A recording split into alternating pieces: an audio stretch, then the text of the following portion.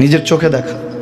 কিছুদিন আগে একটা জানাজা পড়িয়েছে, খোদার কসম করে বলছে 6:30 ইন্তেকাল করেছে। হসপিটালের বিল দেনে বালা নাই, 4 সন্তান। অ্যাম্বুলেন্সে ঘরে ঘরে আসবে, 1000-1200 টাকার বিল দেনে বালা নাই। কি বুঝলেন? ক্ষণস্থায়ী দুনিয়া। মমিনের কম থাকলেও আমি বলি, কেউ যদি এসে বলে হুজুর একটু দোয়া করেন, খুব পেরেশানিতে আছি, আমি তার হাত চুমু খেয়ে বলি তোমাকে মোবারকবাদ, আল্লাহ তোমাকে ভালোবাসে।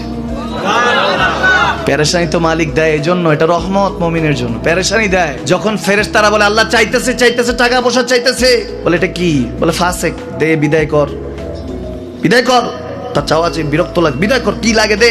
আল্লাহ 10 কোটি দিয়েছে, 100 কোটি দে, বিদায় কর।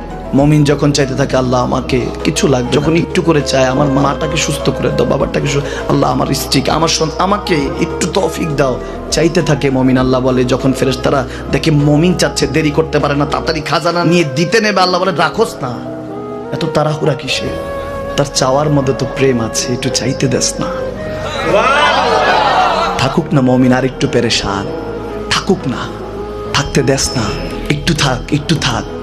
পেরেশানিতে রেখে আল্লাহ মজা নেয়, মহব্বত নেয়, মমিনের অন্তর থেকে খুশবু নেয়।